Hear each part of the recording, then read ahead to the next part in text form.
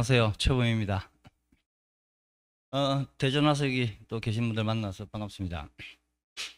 오늘 제 주제는 보시다시피 디자인 노말은 어떻게 만들어지는가인데, 디자인 노말이라는 말은 낯설죠. 디자인 노말이라는 말은 일반적으로 쓰는 말은 아니에요.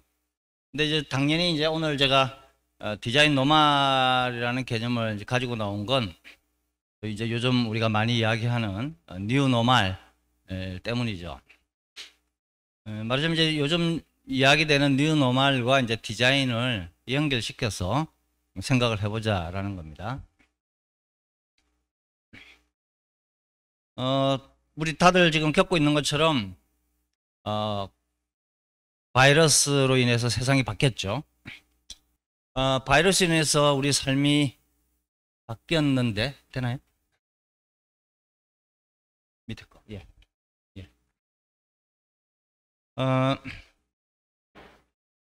확실히 세상이 바뀌었죠. 무엇보다도 먼저 뭐 가장 분명하게 우리가 다 지금 마스크를 쓰고 있잖아요. 그죠? 우리 마스크 언제부터 썼죠? 1년 당연히 안 됐죠. 그죠? 몇 달 안 된 것 같아요. 언제부터 썼을까요? 한 5, 6월부터 썼나요? 그죠? 따져보면, 이제, 물론 올해가 이제 거의 또 다 가긴 했지만, 따져보면 우리가 마스크 이렇게 일상적으로 사용하게 쓰게 된 거 얼마 안 돼요. 몇 달 안 됩니다. 반년도 안 되는 것 같은데요. 그런데 뭐랄까요, 뭐 너무 자연스럽다고 할까요? 익숙하다고 할까?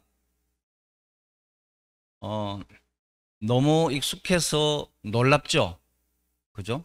몇 달 전만 해도 생각도 못했던 것들이, 상상하지 못했던 것들이 너무나 일반화되어서 너나 없이 다들 마스크 쓰는 모습을 보면, 저도 오늘 아침에 이제 서울에서 내려오면서 전철 속에서 사람들이 다 마스크 쓰고 있는 걸 보고 참 희한하다. 세상이란 이렇게 갑자기 바뀔 수도 있구나. 그리고 뭐 옛날 과거 역사 생각도 했고요. 옛날 사람들 이렇게 살았는데 오늘날 갑자기 바뀌어서 사람들이 이렇게 살기도 하고, 그리고 뭐 인간이 적응력이 뛰어난 동물이라고 하긴 하지만 너무 잘 적응하고 있다. 물론 이제 미국이나 외국같이 지금 적응을 잘 못하는 사람들도 있던데, 우리 한국인들은 너무 격변의 시대를 살아와서 그런지 제가 생각해도 너무 적응을 잘하는 것이 오히려 문제가 아닌가 생각이 들 정도로, 어쨌든 바뀐 세상에 참 우리가 잘 적응하고 있어요. 근데 우리가 바뀌었다 하는데 정확하게 말하면 무엇이 바뀐 거죠? 그러니까 항상 우리가 사는 세상은 항상 바뀌어요. 언제나 변화합니다. 다만 그것이 당장 눈에 보이느냐 안 보이냐이지. 그래서 빠른 변화도 있지만 또 오랜 시간에 걸쳐서 천천히 변화하는 것도 있고, 우리 인간의 삶이 어떻게 변화하는가라는 것을 연구하는 학문이 역사학이에요. 그죠? 역사학. 만약 이 세상에 인간의 삶의 변화가 없다면 역사학이라는 학문은 필요가 없죠. 그죠? 역사학은 필요가 없어요. 역사학은 변화를 다루는 학문이니까. 근데 또 재밌는 것은 인간의 삶이 지속성 없이 맨날 변하기만 한다면 그것도 또 문제예요.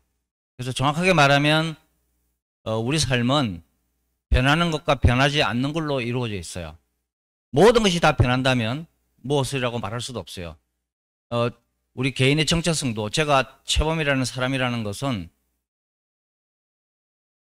저는 올해 만 63세거든요. 태어나서 63년을 살았는데 계속 변했을 거 아니에요. 다 태어났을 때 아기 때의 저와 지금의 저는 모습이 전혀 다르죠. 지난 63년간 저는 계속 변해왔어요. 신체적으로나 또 정신적으로도. 뭐 정신적인 거는 눈에 잘 표가 안 나지만 그것도 굉장히 많이 변해왔어요. 근데 제 삶에서 변화만 존재한다면 저를 계속 최범이라는 동일한 사람으로 인식할 수 있을까요? 없죠. 계속 변했음에도 불구하고 저 사람은 계속 최범이야. 한 살 때도 최범이고 지금도 최범이야라고 계속 말할 수 있기 위해서는 변하지 않는 게 있어야 돼요. 그렇잖아요. 100% 바뀌면 그 사람을 동일한 사람이라고 볼 수가 없는 거예요. 그렇죠? 그러니까 변하지 않는 요소가 조금은 있어줘야 돼. 그래야지 우리가 그거를, 그 대상의 정체성을 인식할 수 있기 때문에. 그러니까 개인이든 사회든 결국 인간의 삶은 변하는 것 변하지 않는 것의 결합으로 이루어져 있어요. 그러니까 이 세상은 변하기만 하는 것도 아니고 변하지 않기만 하는 것도 아니에요. 그 둘이 결합되어 있거든요. 그래서 변하는 것과 변하지 않는 것, 항상 그것이 같이 있죠. 그래서 역사라는 거, 역사학이라는 학문은 인간 삶에서 변하는 것과 변하지 않는 것 둘 다를 보아야 돼요. 그래 입체적으로 이해할 수 있어. 한 가지만 봐가지고는 알 수가 없죠. 근데 이제 문제는 변하는 것과 변하지 않는 것으로 이루어져 있다고는 하지만 중요한 건 그거겠죠. 변하지 않는 것은 무엇인가? 즉 우리 인간의 삶에서 지속되는 것은 무엇인가? 100년 전, 1000년 전과 지금도 인간의 삶에서 동일한 게 있어요, 분명히. 그러나 또 변한 것도 있잖아요. 그래서 변한 것과 변하지 않는 것이 무엇이며 거기서 무엇이 더 중요한가? 이거를 이제 잘 살펴보는 게 대단히 중요하죠. 지금도 저는 마찬가지로 생각해요. 우리가 지금 이제 코로나 바이러스로 인해서 세상이 바뀌었다고 하지만 지금 뭐 이렇게 마스크를 쓴다든지 그다음에 이렇게 우리가 거리두기를 한다든지 이런 것들이 변하지만 그래도 요즘에 아침에 밥 먹고 나오고 차 타고 다니고 변하지 않는 것들도 있잖아요. 그러니까 우리가 너무 삶에서 변하는 것만 보면 삶을 전체적으로 이해할 수 없는 거예요. 또 변하는 것을 전혀 보지 못해도 이해할 수 없고요. 결국은 우리 삶에서 변하는 것과 변하지 않는 것을 함께 볼 수 있는 것, 입체적으로 볼 수 있는 눈, 또 그거를 균형 있고 조화 있게 보는 것이 대단히 필요한데 요즘은 너무 우리가 변화만을 강조하는 경향이 없지 않아 있습니다. 그래서 오늘 제 이야기는 우리가 변화 속에서 또 변하지 않는 것, 변하지 않는 것 속에서 변화를 통해서 또 이제 우리 전체 주제는 디자인이니까요. 디자인에서 그런 것들이 어떻게 나타나는가를 좀 말씀을 드려보겠습니다. 먼저 이제 노말이 오늘 키워드가 됐지만 지금 우리가 많이 사용하는 노말이라는 말은 이제 영어죠. 우리말로 하면 노말이라는 말은 그냥 정상 뭐 또는 어떤 기준, 규범 이런 뜻이에요. 그렇죠? 노말은 그냥 정상, 기준 이런 말입니다. 근데 비슷한 말들, 이 노말이라는 말과 비슷한 말들도 많이 있어요. 예를 들면 이제 스탠다드, 그죠? 스탠다드. 보통 우리가 표준이라고 번역하죠. 그리고 조금 전에 이제 노말이라는 말도 노말이라는 말은 사실 영어 norm에서 왔죠. norm, 그죠? N-O-R-M. norm이란 말이 규준, 규범 이런 말이에요. 그렇죠? 그래서 노말, 스탠다드는 대단히 좀 비슷한 말이라고 할 수 있습니다. 둘 다 기준, 표준 이런 뜻이니까요. 우리가 보통 이제 뭐 예를 들어 KS 마커, KS 마커라는 게 영어의 코리안 스탠다드잖아요. 한국 표준, 그렇죠? 그것도 거기서 나온 말이죠. 그리고 또 우리가 이제 노말, 스탠다드 이런 말을 많이 쓰는데 이거와 함께 우리가 생각해야 되는 게 또 하나 더 있어요. 더 중요한 개념이 하나 더 있어요. 그거는 패러다임이란 말입니다. 패러다임이란 말. 패러다임이란 말도 많이 들어보셨을 거예요. 그죠? 패러다임이란 말도 많이 써요, 우리가. 흔히 우리가 패러다임이 바뀌었다. 또 패러다임을 전환해야 한다. 그런 말들 많이 하죠. 이 다들 이제 많이 쓰는 말들인데 먼저 이 개념들을 좀 한번 우리가 정리를 하고 들어갈 필요가 있어요. 노말이라는 말과 스탠다드라는 말과 패러다임이란 말은 어떻게 같고 어떻게 다른가? 그걸 우선 아는 게 중요한데 사실은 이 세 가지는 그 수준이 좀 달라요. 수준이. 노말보다는 스탠다드가 좀 더 상위예요. 노말보다는. 그리고 스탠다드보다는 패러다임이 더 상위예요. 패러다임은 굉장히 높은 수준의 어떤 기준입니다. 그러니까 우리가 기준, 표준이라고 하더라도 뭐 현대 한국인들은 하루에 밥을 3번 먹는다. 우리가 3끼 먹는 게 일반적이죠? 그게 표준이에요. 오늘날. 조선시대 사람들은 하루에 밥을 2번 먹었어요. 그건 조선 스탠다드야. 코리안 스탠다드를 하루 3번 먹는 거예요. 조선시대 사람들은 밥을 기본적으로 2번 먹었습니다. 조선시대에는 기본 산업이 농업이기 때문에 다들 농사꾼들이잖아요. 아침에, 조선시대 사람들의 삶은 아침에 해가 뜨면 일어나서 아침밥을 먹고 논밭으로 일하러 나가는 거죠. 그죠? 그래서 낮에 해가 떠 있는 시간 동안 인공 조명이 발달하지 않았으니까 낮에 해가 떠 있는 시간 동안 논밭 일을 하다가 저녁에 해가 지면 집에 들어와서 저녁밥 먹고 자는 거예요. 그게 그 사람들의 조선시대 사람들의 일상이에요. 그러니까 낮에는 기본적으로 논밭에 나가 있기 때문에 집에서 밥을 먹을 수가 없어요. 물론 이제 그 대신에 우리 옛날 뭐 그런 거 보면 많이 나오지만 집에 있는 사람이 주로 여자들이 이제 점심거리를 챙겨서 논밭에 들고 나가서 이제 먹죠, 야외에서. 그런 걸 이제 우리가 점심이라고 하는데, 점심이란 말은 한자 말이죠. 글자 그대로 점심, 마음에 점을 하나 찍는다. 뭐 대단히 시적 표현인데, 점심은 한 끼로 인정하지 않아요. 그러니까 그건 그냥 요즘으로 치면 간식이야, 간식. 그래서 조선시대는 기본적으로 두 끼를 먹는 거죠. 그러니까 조선시대 사람들의 노말하고 현대 한국인들의 노말이 다르죠. 근데 이런 것들은 사실 좀 작은 것들이에요. 그거보다 훨씬 더 근본적인 변화들이 있는데 그런 것들. 그러니까 규범에도 상위의 규범이 있고 하위의 규범이 있잖아요. 예를 들면 우리나라에 이제 법률이라는 게 있는데 우리나라 법치국가니까 대한민국의 최상위의 법률이 헌법이죠. 그죠? 그 법도 높고 낮은 게 있거든요. 헌법은 가장 높은 법이에요. 그 외에도 굉장히 많은 우리나라에는 아마 수천 개의 법률이 있을 텐데 그 법들은 다 헌법 아래에 있는 거예요. 그것처럼 법률도 위아래가 있는 거죠. 다시 말해서 우리 인간이 살아가는 데는 어떤 규범이나 기준이 있을 수밖에 없어요. 그죠? 열차가 몇 시에 떠난다 이렇게 다 기준이 있거든요. 기준이 없을 수가 없잖아요. 콘센터 뭐 220볼트는 어떻게 생겨야 된다 이런 게 다 있는 거잖아요.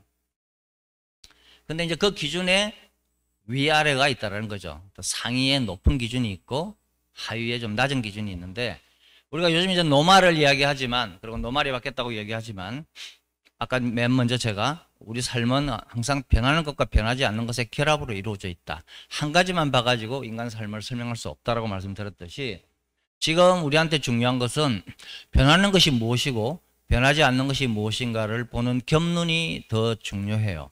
그랬을 때 지금 우리가 변한다라고 말하는 것들이 높은 차원의 근본적인 수준에서의 변화인지 그거보다 좀 낮은 단계의 변화인지 아니면 아주 작은 단위의 변화인지 마스크를 쓴다는 변화가 우리 삶에서 어떤 수준의 변화인지를 아는 게 중요하죠.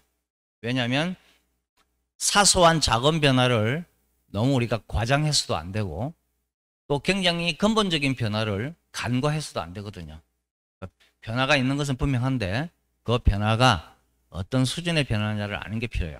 그래서 우리 인간 삶의 기준들을 우리가 층위를 구분할 필요가 있다. 그것들이 다 똑같지 않다라는 거죠. 지금 제가 이제 방금 정상, 그다음에 스탠다드, 패러다임으로 이제 인간 삶의 기준들의 층위들을 구분했는데 정확하게 말하면 이게 제일 낮은 거예요. 요즘 우리가 말하는 노말이 가장 낮은 기준이에요. 그거보다 좀 높은 게 스탠다드고요. 더 높은 게 패러다임이에요. 다시 말해서 우리 인간의 삶의 어떤 기준 중에 가장 높은 수준의 기준이 패러다임이에요. 패러다임이 변한다는 것은 엄청난 일입니다. 그러니까 어떻게 보면 오늘 제 이야기의 근본적인 질문은 이런 거죠. 문제의식은 이런 겁니다. 지금 우리가 겪고 있는 변화는 패러다임의 변화인가? 스탠다드의 변화인가? 노말의 변화인가를 아는 게 되게 중요해요.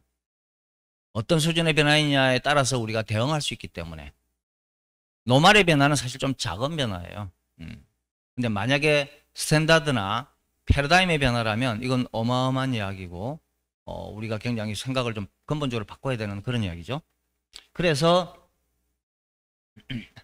이것들을 큰 순서대로 다시 한번 얘기해 보겠습니다. 말씀드린 것처럼 우리 인간의 삶에서 가장 큰 규범이 패러다임이라는 겁니다. 패러다임은 적어도 우리가 세상 살아가면서 갖고 있는 우리들의 생각이나 행동들의 근본적인 틀을 규정하는 가장 커다란 기준이에요. 그걸 우리가 패러다임이라고 합니다. 패러다임이라는 말은 물론 영어고 패러다임의 말은 이제 그리스 말 파라데이그마에서 온 말인데 이 패러다임이라는 말을 우리가 사전에서 찾아보면 이렇게 돼 있어요. 어떤 한 시대 사람들의 견해나 사고를 근본적으로 규정하고 있는 테두리로서의 인식의 체계 또는 사물에 대한 이론적인 틀이나 체계를 의미한다. 그렇죠? 지금 읽은 대로 패러다임은 어느 한 시대 사람들의 사고방식을 결정하는 최상위의 틀이에요. 그러니까 지금 우리가 지금 같이 한 시대에 살고 있는 사람들인데 우리 다 다르죠, 개인이. 성별도 다르고 나이도 다르고 뭐 여러 가지 지적 수준도 다 다를 거예요. 그럼에도 불구하고 우리 모두가 따를 수밖에 없는, 또 우리 모두가 공유하고 있는 어떤 틀이 있는 거예요. 틀. 예를 들어서 뭐 남녀 평등 이런 거. 우리 현실적으로 남녀가 평등하지 않아요. 그렇지만 오늘날 한국 5천만 명의 한국 사람에게 남녀가 평등해야 합니까? 아니어야 됩니까? 하고 물어보면 당연히 평등해야 된다라고 말해요. 그게 우리가 공유하고 있는 거예요. 100년 전의 사람들이요. 한국 말할 것도 없고 서양조차도 100년 전에 서양에서 남자와 여자가 평등하다 그러면 정신병원에 가뒀어요. 이 사람 아픈 사람이라고. 이거 사실입니다. 거짓말 아니에요. 사실이에요. 여러분 그 뭐죠? 그 무슨 영화도 보셨죠? 영국에서 1950년대까지 동성애는 범죄였어요. 동성애 하다가 걸리면 감옥에 가. 그게 영국 같은 나라가 50년대, 60년대까지 그랬어요. 그 시대 사람들의 패러다임이 그런 거예요. 오늘날 우리 전혀 다른 생각을 갖고 있잖아요. 그렇게 생각하지 않잖아요. 패러다임이 다른 거죠. 근데 이 패러다임이라는 말을 사실 유행시킨 거는 다른 게 아니라 미국의 과학사학자인 토마스 쿤이라는 사람이에요. 원래 패러다임이라는 말은 아주 소수의 학자들만 쓰던 말이에요. 오늘날처럼 이렇게 많이 쓰는 말이 아니야. 오늘날은 우리가 너나 없이 패러다임이라는 말을 많이 쓰지만 패러다임이라는 말이 일반화된 건 그렇게 오래되지 않습니다. 이 토마스 쿤이라는 사람이 1562년에 그 과학혁명의 구조라는 책을 썼는데 이 책에서 이제 패러다임이라는 말을 사용하면서 이 말이 유명해졌어요. 그래서 지금은 일단 이 토마스 쿤의 과학혁명의 구조, 이건 뭐 과학을 연구하는 사람 아니더라도 굉장히 중요한 책이고 현대의 정신에 굉장히 커다란 영향을 미친 책이거든요. 그래서 이 책 자체는 일종의 과학사 책이지만 과학을 넘어서서 인문, 사회 모든 분야에 엄청나게 많은 영향을 미친 책이죠. 우리가 오늘날 인문사회학 책을 보더라도 패러다임이라는 말을 굉장히 많이 발견할 수 있거든요. 그 말 자체는 바로 이 책에서 나온 겁니다. 여기서 이제 토마스 쿤이 말한 건 이런 거예요. 토마스 쿤은 이제 과학사학자, 과학 역사학자이기 때문에 이 사람은 과학의 역사가 어떻게 변화 발전해 왔나를 이제 연구하는 사람이에요. 그래서 이제 이 사람이 이제 하버드에 나왔는데 쭉 이제 연구한 결과 이 사람의 주장이 이제 그런 거죠. 과학의 발전은 점진적으로 변하지 않고 혁명적으로 변화한다. 이게 토마스 쿤의 이론입니다. 과학은 서서히 변화하지 않고 혁명적으로 변화한다. 이게 무슨 말이냐면은 여기서 말하는 과학은 이제 일단 자연과학이죠.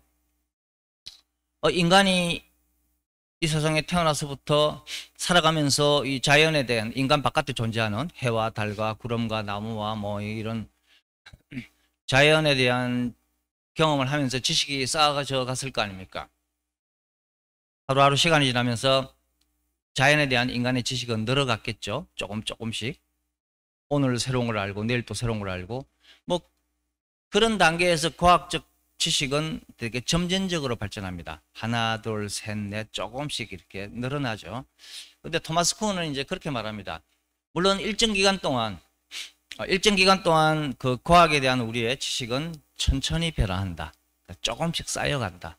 그러나 정말 중요한 것은 오랜 기간 쌓였던 지식이 어느 날 갑자기 폭발적으로 변해.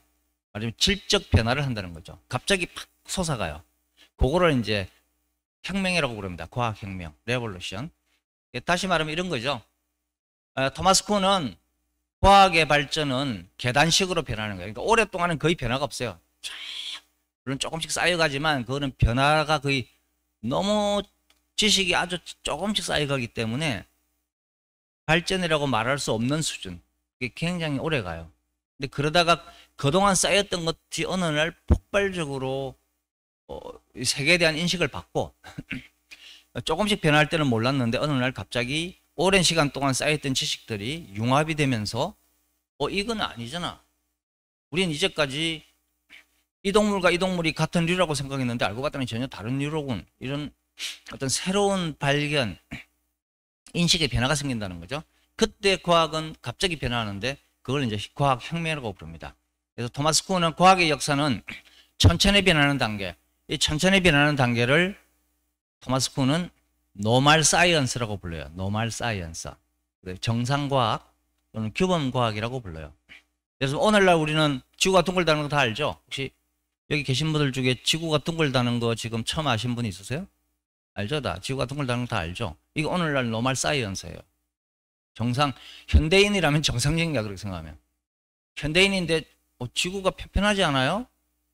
저기 멀리 나가면 땅끝에 떨어져서 죽지 않아요? 라고 생각하는 사람은 조선시대로 가셔야 되는 거지. 그런 생각을 하는 사람은 비정상적 사고방식이에요. 오늘날 지구가 둥글다는 사실이 정상이에요. 이런 거를 노멀 사이언스라고 합니다. 정상과학. 그런데 쿤에 따르면 이게 영원하라는 법은 없는 거예요. 우리가 볼 때는 지구가 둥글다는 사실은 너무나 자명해서 그렇지 않을 가능성을 생각하기 힘들어. 근데 토마스 쿤에 의하면 그래, 원래 과학의 역사를 보면 수천 년간 사람들은 자기들이 믿고 있는 것을 너무 당연하게 생각했어. 그런데 어느 날 바뀌는 수가 있어. 그때는 야, 어떻게 우리가 그런 생각을 했었지? 이라고 생각될 정도로 변화를 겪게 된다는 거예요. 그래서 과학의 역사는 노멀 사이언스 레볼루션으로 간다. 계단식으로 변한다. 이게 이제 토마스 쿤의 주장입니다. 토마스 쿤의 이런 이론은 기존의 과학 연구에 아주 혁명적이었어요. 그 이전까지 사람들은 과학 지식은 조금씩 이렇게 쌓여서 이렇게 쭉 이렇게 경사로처럼 간다고 생각했거든요. 그렇게 발전한다고 생각했는데 토마스 쿤은 노 계단식이야. 팍팍팍팍 이렇게 상상한다라고 봤죠. 뭐 가장 대표적인 잘 아는 예가 바로 조금 전에도 얘기했지만 천동설과 지동설이에요. 그렇죠? 옛날 사람들은 지구가 우주의 중심이고 태양이 지구 바깥으로 돈다고 생각했습니다. 그게 그 당시에 노멀 사이언스예요. 오늘 아시다시피 우리가 15, 16세기에 그런 여러 가지 지리상의 새로운 과학적인 발견들, 그렇죠? 통해서 어떻습니까? 코페르니쿠스라든지 갈릴레오 같은 사람에 의해서 태양이 지구 주위를 도는 게 아니라 정반대로 지구가 태양 주위를 돈다라는 사실을 발견하게 되잖아요. 오늘날 그게 노멀 사이언스예요. 우리는 다들 지동설, 지구가 돈다는 사실을 오늘날 다들 알고 있죠. 그렇죠? 그래서 토마스 쿤은 봐라. 이런 게 과학이 혁명적으로 바뀌는 거야. 물론 이제 하나의 노멀 사이언스가 혁명이 이루어지려면 굉장히 많은 과정이 이제 필요하고요. 처음에는 분명한 이제 확고한 믿음이 있어요. 그러니까 옛날 사람들은 배를 타고 바다 멀리 나가면 세상 끝에 떨어져서 죽는다고 생각했어요. 그건 어떻습니까? 실제로 유럽인들이 배를 타고 바다 멀리 가보니까 어떻게 됐어요? 출발했던 대로 다시 돌아오죠. 그렇죠? 분명히 한쪽 방향으로 계속 가면 끝에 떨어져 죽어야 맞는데 이상하게 자기가 출발했던 항구로 다시 돌아와. 이건 뭐지? 맨 처음에 그 경험을 한 사람들은 야, 이건 처음 이해하지 못했을 거예요. 내가 귀신에 사로잡혔나? 처음에는 자기가 분명히 경험했음에도 불구하고 기존에 알고 있는 신념하고 너무나 다르기 때문에 받아들이기 힘들어요. 그냥 내가 꿈을 꿨나 보지 뭐 그렇게 생각하죠. 처음에는. 그렇지만 그런 경험이 쌓이게 되면 어느 순간 어떻게 돼요? 이게 아닌가 봐요. 이거 뭔가 좀 이상해. 세상 끝이 없어. 끝이 없다는 얘기는 이 세상이 편편하지 않다는 얘기겠지? 만약에 편편하지 않다면 이 세상은 어떻게 생겼다고 봐야 되는 거야? 이런 물음들이 이제 나오게 되고 그런 물음들이 점점 많아지면서 나중에는 그런 의심들을 설명할 수 있는 새로운 이론이 등장하는 거예요. 처음에는 이상해라고 생각은 했지만 이걸 설명할 수는 없어. 그렇죠? 왜 출발했던 대로 다시 돌아오지? 이상하다. 이상은 하지만 그 이상함을 설명할 수는 없는 거죠. 왜냐하면 그런 상상할 수 없으니까.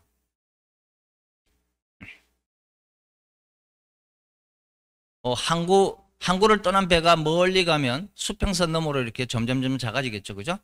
항구에서 떠나면 떠날수록 멀리 갈수록 배가 점점 작아져요. 그런데 옛날 사람들도 그런 거를 경험적으로는 알고 있었어요. 분명히 이 배가 멀어질수록 작아져. 그런데 만약에 지구가 편편하다면 배가 계속 조금씩 작아지다가 사라져야 돼요. 안 보여야 돼. 근데 실제로는 어떠냐면은 어느 지점까지는 계속 작아져요. 배가. 항구에서 떠난 배를 우리가 관찰하면요. 어느 지점까지는 계속 작아져요. 근데 어느 지점이 지나면은 갑자기 없어져. 배가. 이상하다 생각했겠죠? 왜 안 보이지 갑자기? 바다에 태양이 뜰 때를 보면 태양이 바다가 붉어지다가 갑자기 불쑥 솟아나요. 지구가 평평하다면 태양이 끄트머리부터 조금씩 올라와야 돼요. 실제로는 그렇게 안 올라오거든요. 이렇게 뭐 이글이글거리다가 갑자기 툭 튀어나와요. 이건 뭐지? 옛날 사람도 이상하게 생각했을 거야. 저렇게 왜 저렇게 보이지? 근데 그걸 설명할 수는 없어요. 근데 그런 경험들이 굉장히 많이 쌓이다 보니까 야 우리가 이제까지 잘못 알고 있었던 거 아니야? 이건 뭔가 좀 아닌 것 같아. 이걸 어떻게 이해해야 되지? 그럴 때 과학자들이 지구가 평평하지 않고 둥글기 때문에 그렇게 보이는 거야. 그때 그렇지 그러니까 그렇게 보였구나 를 받아들이게 돼요. 그때 과학상의 혁명이 이제 일어나게 되죠. 뭐 이런 게 대표적인 예가 되겠습니다. 그러니까 패러다임이 바뀐다는 거는 어마어마한 일이고 쉽게 말하면 패러다임이 다르면 그냥 같이 못 살아요. 그렇지 않습니까? 지구가 평평한 사람하고 지구가 둥글다는 사람하고 한 집에 같이 살 수 있겠습니까? 그것만 다른 게 아니죠. 거기에 대한 인식이 다르면 모든 게 다 달라요. 남자와 여자가 평등하다고 생각하는 사람하고 남자가 여자보다 우월하다고 생각하는 사람이 한 집에 살 수 있습니까? 모든 분야의 가치관의 차이가 발생하거든요. 그런 것들이. 자, 어쨌든 패러다임이 변한다는 건 엄청난 일입니다. 그래서 패러다임은 굉장히 최상위의 규범이에요. 패러다임이 쉽게 안 변하죠. 주로 몇백 년, 몇천 년에 한 번 변하는 거예요. 그러니까 이 물음은 이런 거죠. 아까도 좀 전에 말씀드렸지만 만약에 지금 우리가 겪고 있는 경험이 패러다임의 변화를 의미한다면 이건 뒤집어질 일이에요. 그렇지는 않을 거라고 생각합니다. 그렇지 않기를 바라요. 제 생전에 전쟁은 일어나도 패러다임의 변화가 일어나면 안 됩니다. 제가 앞으로 얼마나 살겠습니까? 이 남은 기간 동안 제가 60여 년간에 믿고 있던 이 세계관이 붕괴된다면 그건 죽음보다 더한 혼란을 가져올 거예요. 그렇죠? 그래서 패러다임의 변화는 함부로 얘기할 건 아니에요. 그러나 어쨌든 최상위의 규범으로 패러다임이 있다는 사실 우리가 알아야 돼요. 자, 패러다임이 있지만 그보다 낮은 단계 얘기할게요. 패러다임보다 낮은 게 사실 표준이에요. 표준은 어떤 동일한 패러다임을 공유하는 집단들 내에서 사회적 합의를 통해서 이루어진 규격이 스탠다드예요. 그렇죠? 뭐 대표적인 게 태양력 같은 거죠. 태양력. 1년이 12달이다. 자연에는 1년이 12달이라는 표시가 없어요. 우리가 12달로 합의한 거예요. 1년을 12달로 보자고. 365일이라고. 자연은 12달이 존재하지 않습니다. 오늘 우리가 사용하는 대표적인 도량행위 미터법. 미터법 우리가 인간이 만들어서 합의한 거예요. 그죠? 지구 둘레 뭐 몇만 분의 몇백만 분의 1을 뭐 1미터로 하자 이런 거 정해진 거잖아요. 우리가 정해진 거지. 자연 지구에 미터가 없어요. 각종 프로토콜들, 표준어도 당연히 우리 정해진 겁니다. 우리 한국말이 지역마다 다른데 어디 말을 표준으로 삼을 거냐 이런 건 우리가 정하는 거예요. 외래어 표기법, 아까 얘기했던 공업 표준 이런 건 다 사회적 합의에 의해서 만들어진 거예요. 뭐 우리가 잘 아는 이런 픽토그램들 그죠? 장애인 표시, 뭐 남자 여자 표시 이거 다 사회적으로 정해진 거죠. 같은 규범 속에 있는 사람 세계 어디를 가도 이게 다 통용되는 언어죠. 이런 게 이제 표준입니다. 그다음에 표준. 표준은 어떻게 정해지는가? 누가 표준을 만드는가? 과거에 표준을 만드는 것은 권력이었어요. 그죠? 권력. 동양에서 대표적으로 바로 진시황. 최초로 중국을 통일한 통일제국을 건설한 진시황이 한 대표적인 일이 뭡니까? 도량형을 통일한 거잖아요. 그죠? 예전에 중국은 그 넓은 지역마다 도량형이 다 달라요. 길이를 재는 단위, 부피를 재는 단위가 다 다르거든요. 이거를 통일해야지 하나의 나라가 될 거 아닙니까? 여기에는 뭐 이게 한 대인데 저쪽은 저게 한 대고 이러면 안 되는 거죠. 그래서 진시황이 한 가장 중요한 일은 도량행의 통일. 제국에서는 당연히 있는 거죠. 그리고 예전에는 글자도 달랐습니다. 중국의 한자가 지역마다 달라. 예를 들어서 매산자를 이렇게 쓰는데 어디에서는 산자를 저렇게 쓰고 여기는 또 산자를 다르게 써.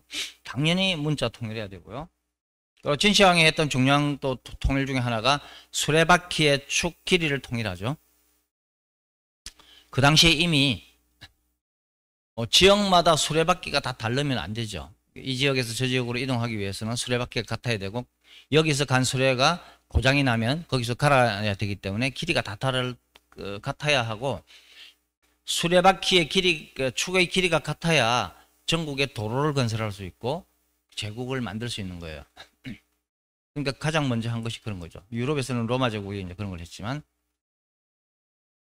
18세기 말에 우리나라에 이제 북학파라고 있었죠. 실학파 중에 당시 박제가가 쓴 북학기를 보면 그런 내용이 나와요. 18세기 말에 18세기 말 19세기 초에 박제가가 쓴 북학기를 보면 박제가는 이제 당시에 중국 청나라를 자주 왕래하면서 청나라의 선진적인 문물을 우리 조선도 도입해야 된다. 이제 그런 주장을 한 책이 그 북학기라는 책입니다. 거기 보면 이런 내용이 나옵니다. 중국은 어디를 가더라도 수레가 발달되어 있고 수레의 크기가 통일되어 있다. 어느 지역을 가더라도 똑같은 수레바퀴의 크기, 수레가 고장나면 갈아 끼울 수 있다. 근데 우리 조선은 아직도 물건을 나를 때 남자는 짊어지고 여자는 머리에 이고 다니니 수레가 발달하지 않아서 우리 조선은 낙후되어 있다.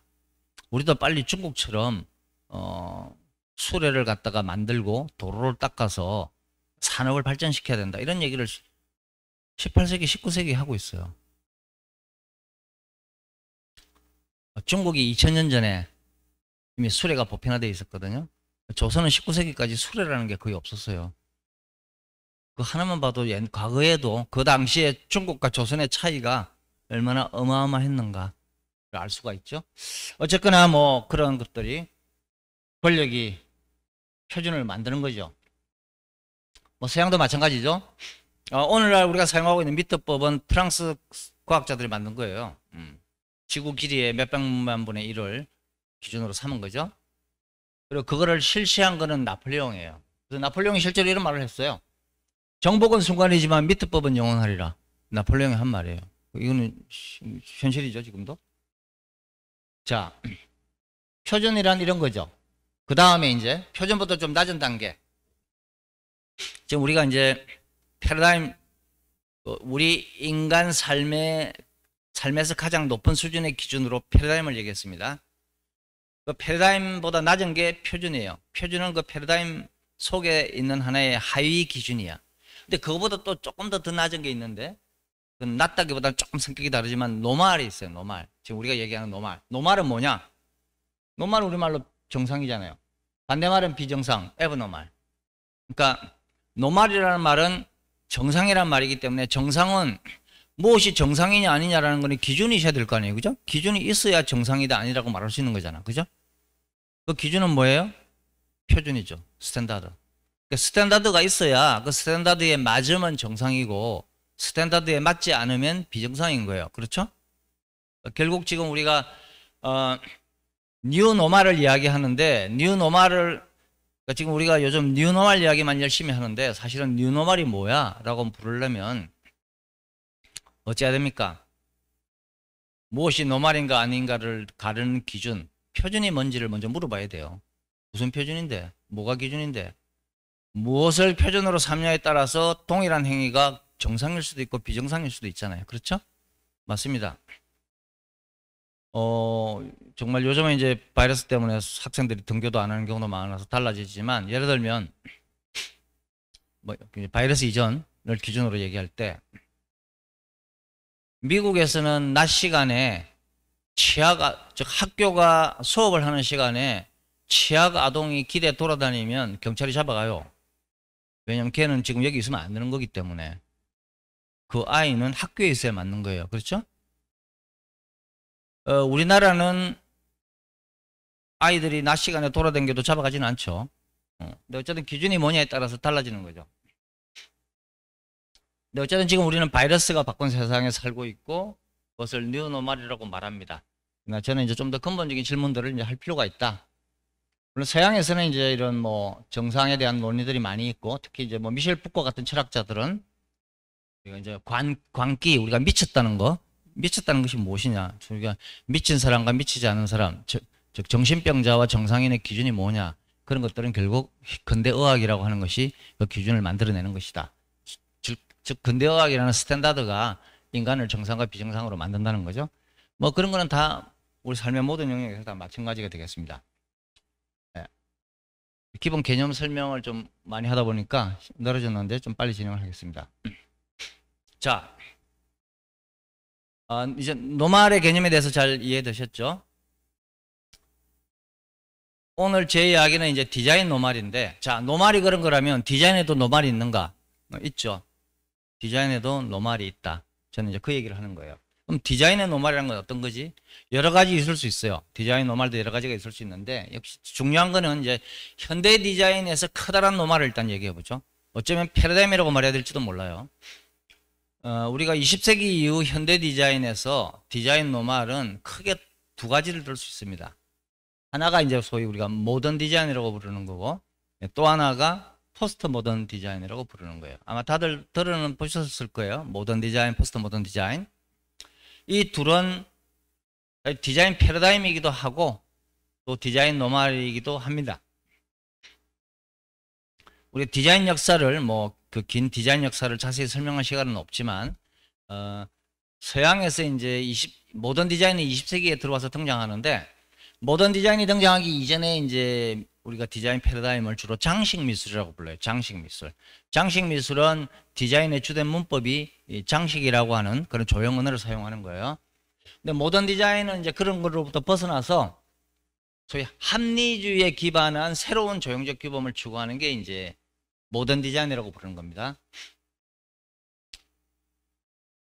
그래서 이제 모던 디자인은 대체로 20세기에 등장해서 20세기 전반, 1950, 60년대 정도까지 지배적인 패러다임이고요. 그 이후, 2차 대전 이후에 1960년대 이후부터는 서양의 경우는 새로운 디자인 패러다임이 등장하는데 그걸 우리가 이제 포스트 모던 디자인이라고 부르죠. 포스트 모던 디자인은 뭐 글자 그대로 하면 모던 디자인의 합리주의를 벗어나서 다원주의적인 가치를 추구하는 것이다. 일단 이렇게 말씀드릴 수 있고요. 하나하나 세부적으로 좀 말씀드릴 시간은 좀 없네요. 간단히만 살펴보면 모던 디자인은 앞서 얘기했듯이 이제 장식을 부정해요. 왜냐면 19세기까지의 장식 미술은 주로 어떤 제품을 디자인하는데 어떤 장식을 할 것이냐가 주된 디자인 방법론이에요. 예를 들면 이 의자는 임금님이 하는 의자니까 여기는 용을 새겨야 돼. 뭐 이런 게 이제 장식 미술의 논리죠. 장식 미술은 철저히 디자인이 그걸 사용하는 사람의 신분에 따라요. 그러니까 전통적인 신분 사회의 디자인이겠죠. 즉 장식이란 건 결국 그 신분을 드러내주는 하나의 상징이기 때문에. 그런데 현대 디자인에 오면 이런 장식을 반대해요. 왜냐하면 장식은 그런 신분 사회의 상징이기도 하고 비민주적인 것이기도 하고 또 무엇보다도 산업 생산에 적절하지 않죠. 어떤 20세기의 모던 디자인은 현대의 민주주의 사회와 즉 인간은 모두 평등해. 그 임금님 앉는 의자랑 백성이 앉는 의자가 따로 있으면 안 돼. 그거를 구분해주는 전통적인 장식을 그래서 거부하는 거죠. 그런 것도 있고 또 어쨌든 장식이 되면 생산 과정, 근대적인 생산 과정에서 뭐 물건을 만들어놨는데 거기에 장식을 한다 그러면 그런 공정에 불필요한 공정에 낭비이기도 하고 여러 가지 이제 노동의 과잉 이런 문제들이 있죠. 그래서 모던 디자인은 장식을 부정합니다. 그래서 대체로 반장식주의적인 경향을 갖고요. 그리고 그거는 뭐 다시 말하면 합리주의. 디자인을 하는 과정과 생산의 과정들은 당연히 기계적이거나 조형적으로도 합리적이어야 돼요. 거기에 맞는 뭐 이거는 이제 우리가 유명한 그 모던 디자인의 대표격이 이제 독일의 바우하우스라는 학교죠, 그죠? 지난해가 바우하우스 그 100주년이었어요. 바우하우스 같은 경우 보면 아무런 장식이 없어요, 건물에. 이런 글자도 보세요. 글자도 아무런 장식체가 없죠. 옛날 글자 같으면 막 이런데 막 이런 거 쉐리프라고 하죠. 막 그런 거 있었을 거야, 아마도. 심플하게 이렇게 디자인하는 것이 이제 모던 디자인의 방법입니다. 그럼 모던 디자인은 또 이상주의, 어떤 유토피아주의를 추구해요. 왜냐하면 인간이 합리적으로 디자인된 환경 속에서 살아가면 인간이 발전, 진보할 것이다. 그러면 언젠가는 이 세계가 완벽해질 것이라는 그런 다분히 좀 낭만적이라면 낭만적인데 그런 이상주의적인 사고방식을 갖고 있었고요. 이게 모던 디자인의 특징이라면 그 다음에 이제 포스트 모던 디자인. 포스트 모던 디자인은 앞서 얘기했듯이 이런 모던 디자인이 합리적이긴 한데 과연 우리 인간이 사물과 제품에서 우리가 추구하는 것이 반드시 합리적일까? 우리 다양한 인간들은 다양한 감정과 취향을 가지고 있고 디자인은 우리의 다양한 감정, 심지어는 욕망 이런 것까지도 만족시켜 주는 것이어야 되지 않는가라는 그런 새로운 사상이 생겨나게 되죠. 그래서 포스트 모던 디자인은 좀 다원주의 여러 가지 가치를 추구해요. 앞서 얘기했던 모던 디자인은 쉽게 말하면 디자인에 정답이 있다고 보는 거예요. 가장 완벽한 의자는 이렇게 생겨야 돼 라고 생각하는 거죠. 그럼 포스트 모던 디자인은 정답이 없어. 너가 좋아하는 디자인과 내가 좋아하는 디자인은 다를 수 있고 남성을 위한 디자인과 여성을 위한 디자인은 다를 수가 있어 라고 생각하는 거죠. 그래서 다원주의적인 가치관을 포스트 모던 디자인은 추구합니다. 그리고 포스트 모던 디자인은 되게 역사주의, 즉 과거의 전통을 가져오는 것을 그립게 하지 않아요. 앞서 얘기했지 모던 디자인은 되게 전통을 부정합니다. 전통, 옛날 거 그러면 귀족적인 거, 과잉장식, 시대에 뒤떨어진 것. 전통을 모던 디자인은 전통을 되게 부정적으로 봅니다. 그에 비해서 이제 포스트 모던 디자인은 왜 안 돼? 뭐 지금 63세인 저에게는 20대의 저도 지금 들어있는 거예요. 제 사고방식이 그게 63세로만 이루어져 있지 않아요. 40대의 기억도 있고 제 5살 때 추억도 있어. 즉 한 인간에게도 정체성이 공시적이에요. 과거의 자기의 역사의 어떤 그런 경험들이 이게 다 축적되어 있거든요. 그 전체가 지금 저라는 한 명의 사람이란 말이에요. 그러니까 오늘날 우리 사회라고 하는 것은 지금 현재로만 이루어져 있지 않아요. 몇십 년, 몇백 년 전의 기억들, 그 시대의 건축물도 지금도 남아있고 그런 것들이 중층적으로 이루어져 있죠. 그래서 포스트 모더니즘은 역사를 받아들여요. 현대적인 건물 옆에 기와집이 있을 수 있는 거지. 그런 시간을 건너뛰어서 함께 공존하는 게 우리의 삶이고 그거는 하나도 이상한 게 아니야. 그것이 오히려 자연스러운 거야. 그런 거죠. 그리고 또 포스트 모던 디자인 특징 중에 하나는 대중주의예요. 앞서 얘기했던 모던 디자인은 대단히 엘리트주의적입니다. 왜냐하면 디자인의 정답이라는 게 있고 그리고 그 디자인의 정답을 아는 사람은 디자이너야. 그래서 모던 디자인은 좀 대중을 무시합니다. 대중의 취향 같은 건 전혀 고려하지 않아요. 왜냐하면 좋은 디자인을 결정하는 것은 디자이너지 대중이 아니기 때문에. 그리고 우리는 좋은 디자인을 하는 것이지 너가 좋아하는 디자인을 하는 게 아니야 라는 거죠. 그렇지만 포스트 모던 디자인은 당연히 그렇지 않습니다. 2차 대전 이후에 이제 대중 소비 사회에 등장한 포스트 모던 디자인은 당연히 대중의 취향을 존중하고 디자인에 있어서 디자이너의 절대적인 권위를 인정하지 않습니다. 그러다 보니까 이제 이렇게 다양한 이제 디자인, 이건 대부분 이태리 디자인들인데 이런 것들을 볼 수 있죠. 포스트 모던 디자인에 하나하나 이야기하기는 힘들고요. 현대 디자인의 대표적인 두 가지 패러다임, 두 가지 노말, 모던 디자인과 포스트 모던 디자인을 말씀드렸습니다. 이 정도 이야기를 이제 몸통으로 하고 우리가 이제 몇 가지 생각해 볼 것들을 한번 보도록 하겠습니다. 노말이란 말은 정상이란 말은 다르게 말하면 또 평범함이에요. 그죠? 우리 노말하다라는 말은 평범하다는 말이에요. 자, 그러면 우리가 디자인의 가치에 있어서 평범한 디자인이 좋을까요? 비범한 디자인이 좋을까요? 여러분들 어떤 거 좋아하세요? 그냥 수수한 디자인이 좋습니까? 튀는 디자인이 좋습니까? 그것도 사람마다 개인의 취향일 수 있어요. 이런 건 우리 디자인에서 아주 근본적인 질문 중에 하나거든요. 예를 들어 대표적으로 이제 일본의 미학자 미네 운동을 일으켰던 야나기 무니오시의 미네론. 야나기 무니오시는 이제 우리 일제시대 조선에 와서 조선에 많이 왔고 조선을 되게 사랑했던 일본인이죠. 야나기 무니오시는 이제 우리 조선공예에서 미네의 가장 이상적인 모델을 발견했는데 야나기 무니오시의 미학은 이런 거예요. 그 개떼모네, 일본 말로 개떼모네라 그러는데 하찮은 것, 또 뭐 말하게 말하면 이제 뭐 평범한 것, 뭐 별 볼 일 없는 것, 그런 것이 아름답다는 거죠. 그러니까 야나기 무네요시는 전통적인 귀족 공예보다는 민중들이 일상에서 사용하는 평범한 물건들이야말로 진짜 아름다운 것이다. 야나기 무네요시는 고려 청자보다 이조백자가 훨씬 더 아름다운 거예요. 그래서 어쨌든 평범한 것이 아름답다라는 미학이 있다면 그것을 대표하는 사람을 야나기 무네요시라고 부를 수 있을 거예요. 야나기 무네요시는 어쩌다가 한번 하는 외식보다는 매일매일 우리가 먹는 집밥이 더 좋은 음식이야. 뭐 이런 논리죠. 평범함의 미학에 대해서 뭐 우리가 어려울 거 하나도 없어요. 그죠? 우리도 살면서 다 이런 정도의 진리는 우리도 알죠. 근데 이제 우리가 말하는 우리가 지금 살고 있는 이 소비사회, 소비사회 디자인은 어때요? 소비사회 디자인은? 소비사회 디자인은 한마디로 그런 거잖아요. 튀어야 산다. 평범한 디자인을 하면 팔리질 않아요. 어쨌든 우리가 살고 있는 현대 소비사회에서, 자본주의 사회에서 디자인이라는 건 뭡니까? 디자인의 상업적인 이유는 명백한 거잖아요. 소비자의 눈에 드는 매력적인 디자인을 통해서 수입을 창출하려는 게 디자인의 경제적인 이유죠. 디자인의 목적이 뭐 경제적인 것만 있는 건 아니지만 어쨌든 경제적인 게 가장 중요한 것 중에 하나이고, 오늘날 현대사회에서 디자인이라는 마케팅 수단의 한 부분이에요. 이런 사회에서 디자인의 기능이란 비범함을 추구할 수밖에 없죠. 그렇죠? 회사에서 뭐 디자인 하는데 야 평범한 거 해봐 이렇게 안 할 거 아닙니까? 어떻게 뭐 이번 시즌에 어떻게 좀 괜찮은 거 하나 나오나? 뭐 좀 멋있는 걸 하나 뽑아봐. 뭐 이럴 거 아니에요. 그래야지 소비자에게 어필을 하고 잘 팔릴 테니까. 기업이 디자인을 생산하는 이유는 그거예요. 소비자의 눈에 들어서 잘 팔리도록 하는 게 디자인의 목적이죠. 당연히 현대 소비사회 디자인은 비범함을 추구합니다. 평범한 건 안 돼요. 엑스트라 오디너리한 걸 추구하죠. 뭐 유명한 뭐 1950년대 미국의 자동차 디자인.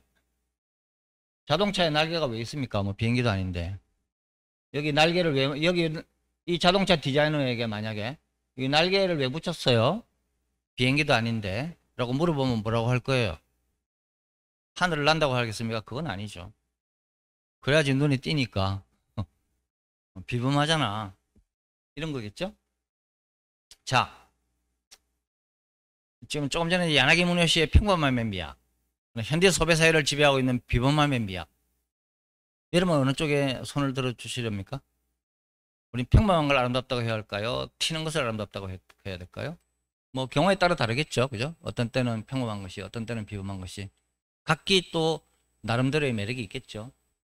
그러나 이제 지금 우리가 얘기하는 거는, 그래서 이제 비범함과 평범함 중에 하나를 선택하는 문제라기보다는 우리가 이제 이거를 같이 보는 눈이 또 필요하다. 다시 말해서 비범함 속에 평범함이 있고 평범함 속에도 비범함이 있는데 이 둘을 또, 물론 비범함과 평범함은 그 자체로는 대립적인 개념이에요. 대립적인 개념이지만 이거를 너무 대립적으로만 또 볼 필요는 없다. 이거를 또 같이 융합해서 볼 수는 없을까? 생각해 보죠. 그러다 보니까 또 이런 생각을 한 사람들이 있어요. 그래서 뭐 여러분들도 보신 적이 있는지 모르겠는데 그 일본의 후카사와 나오토하고 영국의 제스퍼 모리슨이라는 디자이너가 이런 책을 썼죠. 이거 원래 이제 원래 전시 제목인데 나중에 책으로 나왔습니다. 이 두 사람이 슈퍼노말이라는 책을 썼어요. 아니, 노말이면 노말이죠. 슈퍼노말은 또 뭡니까? 그냥 평범한 게 아니라 극도로 평범해. 이 사람들 얘기는 이거예요. 만약 언젠가 디자인이 평범한 것이 된다면 멋지지 않을까? 무슨 이야기죠? 디자인이 평범한 것이 되면 멋지지 않을까? 그거 이미 야나기 무네요시가 100년 전에 한 얘기잖아요. 응? 조선 민예를 보고서 평범한 것이야말로 가장 아름다운 것이라고 얘기했는데 이들의 사고방식은 100년 전에 야나기 생각하고 똑같은 거예요. 그것을 다시 리바이벌한 거예요. 그러나 어쨌든 비범한 디자인이 좋은 디자인이다. 튀는 디자인이 잘 팔린다라는 사고방식에 매몰되어 있는 현대인들에게는 뭐 다시 평범함의 가치를 다시 환기시켜줬다라는 의미가 있을 수는 있죠. 그죠? 이 사람들의 이야기는. 그래서 오늘날 우리가 이런 것들을 한번 생각해 볼 필요가 있다. 그리고 이제 뭐 이 이야기를 바탕으로 이제 마무리하겠습니다. 지금 우리가 뉴노멀이 이야기되는 시대에 그럼 디자인은 어떤 관계가 있을까? 우선 우리가 이제 저는 뭐 뉴노멀 시대의 디자인이 어떻게 될 것이다 저는 예측할 수 없어요. 그건 누구도 몰라요. 저도 모릅니다. 그런 걸 함부로 예측하는 일은 경솔한 일이 되겠죠. 그런 거는 알 수 없지만 다만 지금 우리가 겪고 있는 변화 속에서 어떤 실마리 정도는 얘기해 볼 수 있을 것 같아요. 그죠? 자, 우리가 경험하고 있는 게 가장 먼저 뭐예요? 바이러스가 불러온 변화가 뭡니까? 제일 첫째는 거리두기 아니에요. 그죠? 거리두기. 이제 뭉치면 죽고 흩어져야 산다 아닙니까? 지금은. 그렇죠? 디스턴싱이에요. 이게 어떤 변화를 우리에게 줄까? 우리 또 여기에도 금방 익숙해질 수 있을까? 모르겠습니다. 근데 이제 이 거리두기라고 하는 건 일단 우리 공간 경험의 변화인데 이건 되게 중요한 부분이에요, 사실은. 뭐 이러한 거리두기가 금방 우리 삶을 금방 바꾸지는 않을지라도 오랜 기간에 걸쳐서 우리 삶에 영향을 줄 수 있는 대단히 중요한 요소예요. 왜냐하면은 뭐 예를 들어서 이제 철학자 칸트 같은 경우는 시간과 공간은 우리 인간 감성의 선언적 형식이라고 얘기했거든요. 무슨 얘기냐면은 그냥 우리가 이 세상을 사는데 가장 기본적인 범주가 시간, 공간이에요. 일단 우리 시간과 공간을 선택해서 태어날 수 없잖아요. 그죠? 이 중에서 이 시대에 이 20세기 대한민국에 태어나는 걸 선택하는 사람이 어디 있습니까? 이거는 그냥 기본값이에요. 기본, 디폴트. 그냥 태어나 보니까 20세기 대한민국인 거예요. 저는 한국전쟁이 끝난 지 4년 뒤에 태어났는데 그냥 그때 태어난 거야. 이거는 저에게 주어진 기본값이에요. 내가 어떻게 할 수 없는 거예요. 제가 이 한국에서 태어나서 공부도 많이 하고 뭐 똑똑하고 뭐 글도 써서 유명해지고 아무리 그래도 그런 거는 저의 경험적인 내용들이지만 제 삶을 규정하는 가장 기본적인 거는 제 삶에서 가장 중요한 것은 분명히 한국전쟁 끝난 뒤 4년 뒤에 대한민국에 남한에서 제가 태어났다는 이 사실이에요. 그거보다 더 중요한 일은 없어요. 일단 그거를 밑바탕으로 거기서 제가 뭐 공부도 하고 이것도 하고 뭐 문화운동도 하고 그랬던 거죠. 왜냐면 60여 년간 살아온 제 삶은 기본적으로 저에게 주어졌던 그 기본값 위에서 제가 이런저런 그림을 그려온 거거든요. 그러니까 시간과 공간은 우리 삶의 너무나 기본이라서 우리가 뭐 의식도 못하지만 그런 거죠. 그래서 만약에 거리두기라는 경험들이 우리의 공간 경험에 변화를 준다면 장기적으로 그것은 엄청난 일이 될 것이다. 다만 지금 이런 상황이 또 알 수 없죠, 솔직히. 내년에 백신이 보급돼서 우리가 또 1, 2년 뒤에 언제 그런 일이 있었지? 라고 하면서 2020년 때 우리가 좀 호들갑을 좀 떨었지? 헐헐 껄껄하고 웃을지도 몰라요. 그렇죠? 그렇게 됐으면 좋겠어요. 그렇게 될 수도 있어요. 그렇지만 어쨌든 이런 변화들이 어떤 영향을 줄 수 있을 것이다 라는 얘기고요. 자, 마지막으로 어쨌든 지금 당장 우리가 경험하는 거는 이런 거예요. 이 이상은 저도 모르는데 뭐 가장 두드러진 건 역시 여러 번 말씀드린 것처럼 이런 마스크를 쓴다는 거, 거리두기를 한다는 거 이런 거죠. 지금은 이게 힌트예요. 지금 현재 우리는 힌트 이상을 말할 수는 없죠. 그렇죠? 이런 힌트가 어떤 변화를 줄 것인가. 그리고 앞서 얘기했듯이 여러 가지 시나리오 이 바이러스로 인한 이런 충격 경험들에 대해서 우리가 여러 가지 시나리오를 생각해 볼 필요가 있습니다. 일단은 이런 것들이 되게 장기화되거나 계속 한 번이 아니라 여러 번 반복되면서 오랜 시간 속에서 우리가 바이러스 지배하에서 살아가게 된다고 하면은 그거는 분명히 지동설과 천동설의 변화만큼이나 커다란 패러다임의 변화를 가져올 거예요. 그는 분명히 그럴 겁니다. 그러니까 일시적인 코로나19 바이러스를 대체했지만 또 새로운 변종 바이러스가 계속 등장하고 몇 년마다 한 번씩 우리가 이걸 경험하면서 기본적으로 우리가 바이러스에서 벗어난 삶을 사는 것이 불가능하다는 인식이 그런 현타가 오면 우리가 세상을 보거나 인간의 삶을 이해가 완전히 달라질 거예요. 만약에 그런 시나리오 1번 여러분들 그런 얘기 들어보신 적 있어요? 얼마 전까지만 해도 일군의 그 생태 근본주의자들이 이런 말을 했죠. 인간은 지구에 기생하는 바이러스야. 우리 인간을 바이러스라고 불렀거든요. 그런 관점이 있어요. 인간이 바이러스의 일종이야. 근데 지금은 우리가 이제 우리 인간이 아닌 바이러스의 공격을 받고 있는 거죠. 그런 시나리오 있고 또 다른 시나리오도 있을 수 있어요. 예를 들면 정반대로 내년에 백신이 나와서 우리가 바이러스로부터 완전히 벗어나서 2020년이 그냥 하나의 7080 추억처럼 되어버릴 경우 다시 우리는 과거로 돌아가겠죠. 물론 똑같지는 않을 거예요. 완전히 과거로 그대로 돌아가는 건 불가능하겠지만 어쨌든 어느 정도 정상성을 우리가 획득하게 되면 그때 또 우리 삶은 또 좀 다르겠죠. 그 외에도 여러 가지 이제 경우 수가 있는데 뭐 지금 현재 우리가 할 수 있는 일은 그런 여러 가지 시나리오들을 생각해 보는 것이 아닐까. 그리고 이런 구조 어쨌든 패러다임의 수준이든 스탠다드의 수준이든 노말의 수준이든 어떤 우리 삶의 변화가 지금 경험되고 있는 현실에서 저는 우리가 이 세상을 살기 위해서는 세상을 잘 살기 위해서는 그런 좀 커다란 시각을 거시적인 시각을 가질 필요가 있다는 것이고요. 몇 가지 시나리오들을 저도 저지만 저보다 특히 저는 이렇게 젊은 분들 지금 젊은 분들은 이런 몇 가지 시나리오들을 좀 생각하실 필요가 있다. 어떤 시나리오냐에 따라서 자기 그 각본이 되게 달라질 수밖에 없기 때문에 좀 그런 입체적인 사고, 거시적인 사고가 필요하지 않나 싶고요. 디자인과 관련해서는 결국 이 정도 어떤 시나리오에 따라서 디자인 굉장히 달라질 것이기 때문에 다만 현재 우리가 경험하는 것은 이렇다. 이런 것 속에서 이제 디자인이 노말과 굉장히 밀접하구나.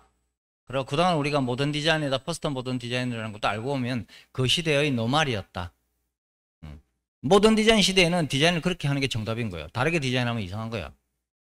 뭐 의자를 디자인하는데 여기 뭐 꽃을 그릴까 뭐 거북이를 그릴까 그러면 걔는 노말에 벗어나는 거예요.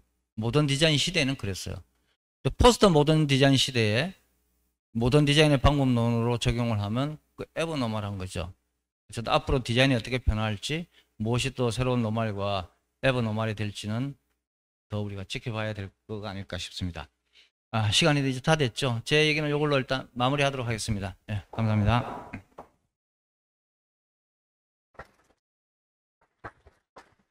예, 말씀 감사합니다. 제가 뒤에서 듣다가 많이 끝까지 들어야 될 것 같아서 끊다는 표현 드려서 죄송합니다.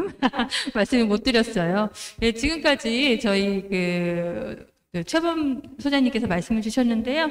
혹시 궁금하시거나 좀 여쭤보실 말씀, 문의 주실 말씀 혹시 있으실까요? 질문 받겠습니다. 네, 질문 있으면 해주세요. 네. 아무거나. 제가 한 가지 질문 드려도 될까요? 다른 분 있으실까요? 네. 예. 먼저. 저는 이제 최범 소장님을 그동안 이제 뵀을 때, 디자이너 쪽에 전문으로 계셨고, 오랫동안 활동하셨는데, 디자이너라는 이미지도 있지만, 어떻게 보면 인문학자라는 이미지가 저한테는 강해요. 그래서 그 전에 우리 소장님께서 어떤 분야에서 어떤 분야에 집중적으로 연구를 해주셨고 이런 부분 간단히 소개 말씀 주셔도 될까요, 소장님? 저요? 예. 뭐 혹시 제 글이나 뭐 책을 읽으신 분은 뭐 잘 아시겠지만 저는 이제 원래 대학에서는 산업 디자인을 전공했어요.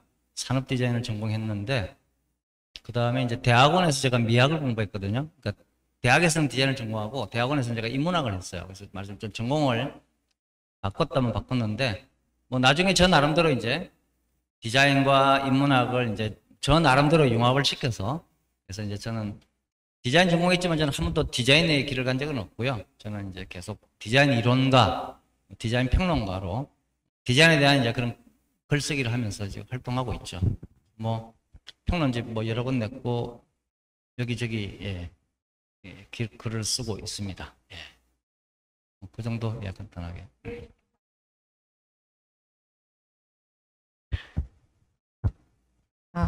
똑같이 또 좋은 강의 해주셔서 감사하고 저도 이제 실무를 하고 있고 디자인 쪽으로 계속 공부를 진행을 하고 있는데 항상 드는 이제 생각이 견문을 넓혀야 된다고 말씀을 많이 하시잖아요. 네. 근데 솔직히 제가 경험을 하면서 저도 나름의 지식을 쌓고 많이 보려고 노력을 하지만 견문이 쌓인다는 게 그냥 경험만 하는 게 다인가? 이 경험을 통해서 내가 어떻게 나아가야지 견문을 쌓을 수 있는지에 대해서 좀 많이 궁금해지더라고요. 이게 매번 계속되는 반복적인 질문이라서 이 부분에서 좀 조언 얻을 수 있으면 감사하겠습니다.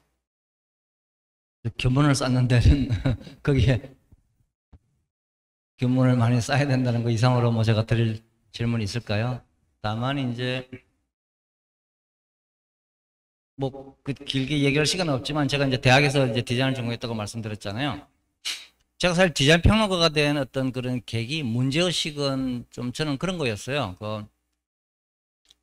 제가 이제 산업 디자인과를 다닐 때는 이제 학교에서 이제 강의실에서, 실기실에서 디자인 전공하니까 학교에서는 이제 소위 좋은 디자인을 되게 많이 보잖아요. 그죠? 특히 멋있는 외국 디자인 도판, 책들 이런 거, 뭐 이탈리아 디자인이라든지 뭐 스칸디나비아 디자인이라든지 그런 책들을 많이 보죠. 멋있는 그런 디자인들이 담겨 있는. 근데 강의실에서는 그런 디자인들을 보고 막 이런저런 얘기를 하는데, 그러다가 이제 제가 수업 끝나고 학교 바깥에 나오면, 학교 교문을 벗어 나오면 교문 바깥에 있는 풍경은 안 그런 거예요. 쉽게 말하면 강의실 안과 강의실 바깥이 너무 다른 거예요. 난 강의실 안에서는 뭐 람보르기니가 어떻고 뭐 방엔 올롭센이 어떻고 맨날 이런 얘기 하는데 막 스칸디나비아 조명이 뭐 어떻고, 근데 왜 학교 바깥에 나오면 우리 동네는, 우리 학교 앞 분식집은, 왜 거리의 간판은, 왜 우리의 현실은 아름답지 않을까? 쉽게 말하면 학교 안 디자인과 학교 밖 디자인은 왜 이렇게 다를까? 이런 게 저의 문제의식이었어요. 그 문제의식을 계속 파고들다 보니까 제가 여기까지 온 거예요.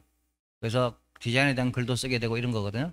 지금 무슨 말씀이냐면은, 저는 이제 평론가로서 제가 공부를 많이 해서 평론가가 된 게 아니라, 만약에 제가 평론가가 됐다면 그 이유는 문제의식일 거예요.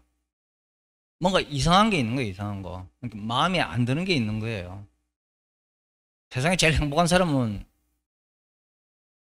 그런 고통이 없는 사람이겠죠. 그렇잖아요.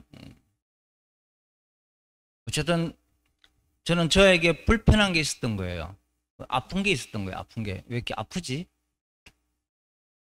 그래서 이렇게 말하면 너무 좀 이상하게 멋있어지는데, 제가 세상보다 먼저 아팠던 거예요. 그래서 좀 저의 아픔을 해결하려고, 치료하려고, 왜 한국 디자인과 이 책에서 나오는 디자인 다를까? 학교에서 가르치는 것과 우리 동네 디자인이 이렇게 다를까? 이 차이는 뭘까? 왜 강의실에서는 우리 동네 디자인은 이야기하지 않는 걸까? 그러니까 우리는 졸업하면 다 대기업 취직해가지고 그냥 자동차 디자인하고 휴대폰 디자인하면 되는 건가? 그러면 그냥 디자인 코리아 만세가 되는 건가? 나는 우리 방에 카텐도 좀 좋았으면 좋겠고, 장롱도 좀 멋있었으면 좋겠는데, 이런 고민을 계속 했던 거고, 그 고민이 저로 하여금 이제 한국 사회와 디자인을 비판적으로 보는 평론가로 만들어줬던 것 같아요. 제 얘기는 그렇고요. 실무를 하신다니까 디자이너는 다르겠죠. 그러니까 이제 견문은 당연히 넓혀야 되는데, 제 이야기는 그냥 뭐 공부 많이 하고 해외여행 많이 가고 그런다고만 되는 게 아니에요. 문제의식이 있어야 한다는 겁니다. 이것은 왜? 문제의식이 있을 때 경험이나 공부가 자기를 뭔가로 다른 존재로 만들어준다고 생각해요. 문제의식이 없이 아무리 공부 많이 해도 그거는 그냥 좀 막하게 말하면 그냥 지식이 늘어나는 것이에요. 그래서 제 얘기는 우리가 공부를 할 때 문제의식을 가지고 공부하는 것과 그냥 아무 생각 없이 뭐 시간도 남고 뭐 한데 그냥 대학원이나 가볼까, 그렇게 공부하는 건 되게 다르다는 겁니다. 금방은 차이가 안 날지 몰라도 10년, 20년이 지나면 문제의식을 가지고 공부한 사람과 그렇지 않은 사람은 굉장히 달라요. 전혀 달라요. 그래서 공부를 하시는데 또 문제의식을 가졌으면 좋겠다. 뭐 나는 아무 불만이 없는데 문제의식을 억지로 가져야 되나? 물론 그럴 필요는 없죠. 문제의식 없으면 제일 좋아요. 일부러 억지로 문제의식을 만들 필요는 없어요. 그러나 그런 사람은 없겠죠. 그죠? 저는 분명히 모든 사람은 다 자기 나름대로 문제의식이 있을 거예요. 근데 그거 누구나 세상 살면서 불편하거나 마음에 안 드는 점, 아픈 점이 다 있잖아요. 그런 게 문제의식이거든요. 근데 많은 사람들은 자기의 문제의식과 싸우지 않죠. 씨름하지 않지. 그걸 끝까지 가져가지 않아요. 그냥 뭐 세상 다 이런 거지 뭐. 나 혼자 뭐 뼈죽에 뺄 수 있나. 뭐다 그렇고 그런 거지. 이런 식으로 자기의 고통, 불편, 문제의식을 치열하게 싸우지 않죠. 그냥 대충 뭐 대충 덮고 살죠. 그죠? 대부분 사람들은 솔직히 죽을 정도가 아니면은. 근데 저는 이렇게 말하면 좀 그렇지만 좀 위대해지려면 위대한 사람은 반드시 위대한 문제의식을 가지고 있어요. 저절로 위대해진 사람 아무도 없어요.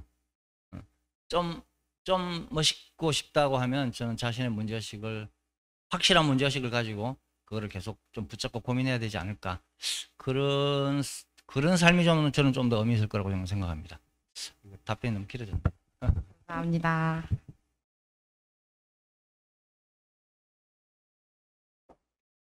예, 말씀 감사합니다. 혹시 다른 분들 또 질문 주실 거 있으실까요? 저는 오늘 소장님께서 주신 말씀 중에서 나는 그 시대보다 먼저 아팠다라는, 세상보다 먼저 아팠다라는 말이 오늘 가장 그 기관되는 말로 제가 얘기해놓고도 좀 오글거리네요. 제가 오늘 너무 좋은 말씀 얻은 것 같습니다.